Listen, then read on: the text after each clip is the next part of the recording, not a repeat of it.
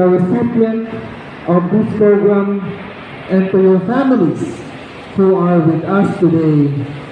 Friends, ladies and gentlemen, good morning and welcome to this historic event. At this very moment, my heart is so full. I couldn't explain the happiness I felt seeing you with so much excitement, hope, and positivity. And that really makes me feel elated. Honestly, I am feeling emotional now because lately I was trying to recall my life 10 years ago back in the US. It remains vivid to me as crystal clear that way back then I started to work on the same advocacy in the US to help people dream big, transform, and make positive impact to the lives of others. I was also reminiscing just 3 years ago. I was forced by that calling to come back home to this beloved homeland and left my comfortable life in the US. A life that perhaps many of you would dream to have in possession. But I never doubted that calling that pushed me back in here. All I remember is that I just packed my things, then went home to this mission without complaints. I strongly believe that this is a work of God in the hands of men.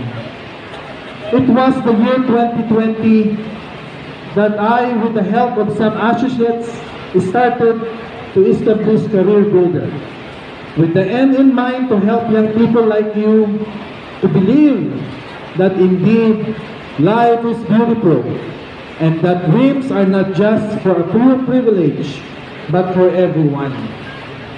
To start off my journey with Career Builder wasn't easy. I remember the days when I had to eat the problems for breakfast, lunch, and dinner, just to make sure that the mission goes on. I started Career Builder at the onset of the pandemic, the time when businesses were closing, the communities were locked down, and when many of our kababayans were crying because they have lost their loved ones. When the funds and resources are beginning to deplete, and when almost everybody is living in despair. But despite of these difficulties, I was so determined to pursue this, even though the stars were not aligned for me. Instead, I persisted and realized the true value of my decision to come home in exchange of the luxury that my life has in the US. I tell you, seeing you now, I would say it is worth it. The sacrifices, the effort, the pains, the tears, and sleepless nights among others. And now, showing that indeed it is worth dying for. I am just proud of you now because you have made the choice. You have grabbed the chance and you have changed yourself. And all for a very promising tomorrow. This shall remind us all that we are the ones who defined our future. This event was made for you to celebrate your success this early in time, because the day after this, your life would be different. This shall be remembered as a turning point in your life and a game changer. Remember that through this program of Career Builder with YouthWork PH and Dayteam Incorporated, we all together build better lives for a better future. Before I go further, allow me to play this song entitled Daily Motivation. It was actually sung and written by one of your fellow trainees before. And I want you to contemplate deeply through its words. This song was written and sung by one of our Career Builder graduates who is now in Saudi Arabia, Prampo Surubio, of which has performed on this very simple place the day before he left for Kingdom of Saudi Arabia. Sayang nga, nung December, sana magkikita po kami sa Saudi.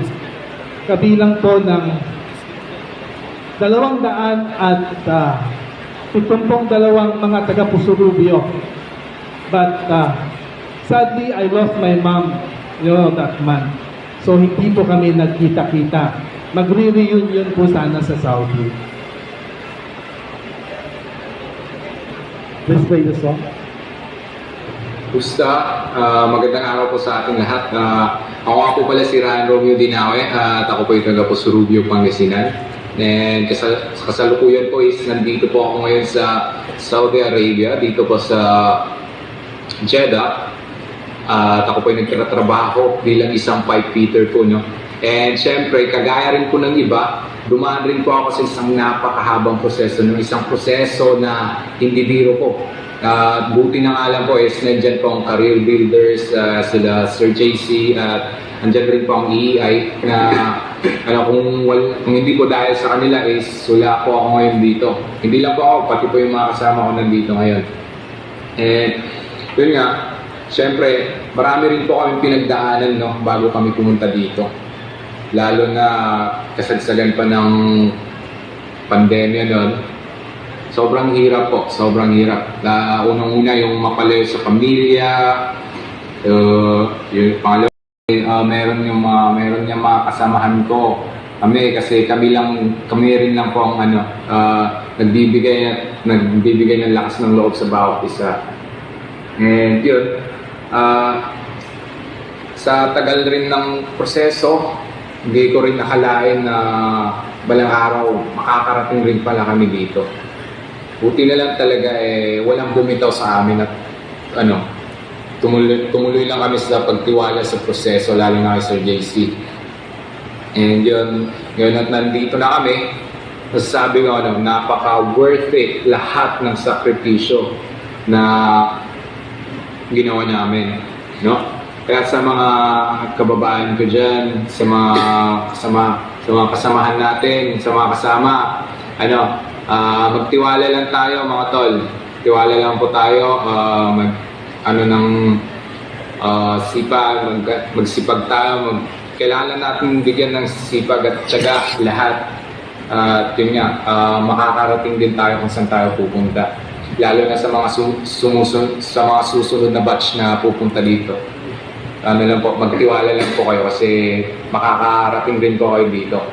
Yun lang po. Tsaka ito nga po pala, paalala lang sa mga kasama, no? Kailangan doble ingat po tayo lagi, no? Kasi yun nga, hindi naman sa katawan ng puhunan natin, kundi ang lakas natin ng puhunan natin. Kaya doble ingat po, lalo ngayong pandemya na ito, na maraming nagkakasakit. Kung pwede, sumunod tayo sa lahat ng mga protocols para makaiwas tayo doon, no? At yun lang naman ang masasabi ko. Yun nga, on behalf of my colleagues here, nagpapasalamat po, muli po kami nagpapasalamat sa TESDA, lalo na kami ay galing po sa TESDA kay Sir JC sa Career Builders. Maraming salamat po, and then pati na rin po sa EI, maraming salamat po dahil binigyan niyo po kami ng pagkakataon para muling mangarap po. Kung hindi po dahil sa inyo, siguro kami nandun pa rin kami sa mga kanya-kanyang lugar namin, and ewan ko lang kung ano nang ginagawa namin ngayon. Kaya yun po, maraming salamat po. Yun nga, sabi nga nila, kung merong kang pangarap, kailangan mo rin talagang magsumikap, no? Kailangan mo magsumikap. Alam niyo yung paghihirap, normal lang yan. Parte yan ng buhay at walang madali sa lahat ng bagay. Yun nga, sabi nga nila, pag may tiwala ka, may mararating ka. May sipag at tiyaga yun, basta yun. And yun, Maraming salamat po, and yun lang po.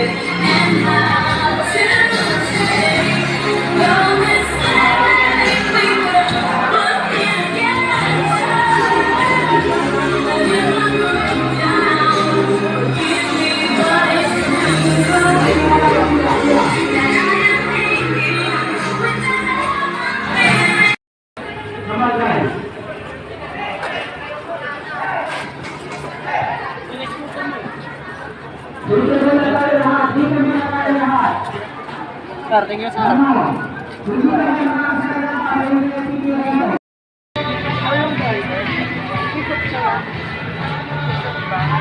dito po, ikot ka, balik mo lang sila dito. Kasi magkakalas pa yun. Sige, sige. Dito. Ikot mo, diba? Ikot mo, papalakpakan namin ikaw, lalabas ka na. Tapos, ikot ka lang sa bayan. Balik ka rin dito.